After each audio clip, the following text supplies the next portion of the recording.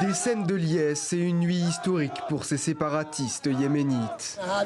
Aujourd'hui, nous avons remporté une grande victoire dans la capitale du sud du Yémen, à Aden. Et 10 bataillons de l'armée loyaliste ont été vaincus.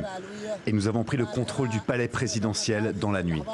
Leur prise du jour, le palais présidentiel constitue un symbole fort, même si le président reconnu est en exil à Riyad.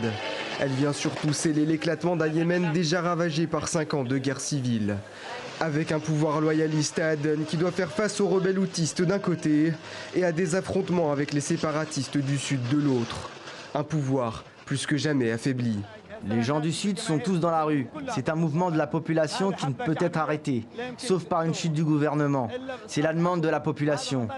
Et on n'abandonnera pas tant que nous n'y serons pas arrivés. Face à ces affrontements, le gouvernement yéménite accuse les Émirats arabes unis de fomenter un coup d'État. La coalition dirigée par les Saoudiens réclame, elle, un cessez-le-feu immédiat. Une situation inextricable dans un pays où des dizaines de milliers de personnes, dont de nombreux civils, ont déjà trouvé la mort et payent chaque jour le prix de ce qui est perçu comme un conflit indirect entre l'Arabie saoudite et l'Iran.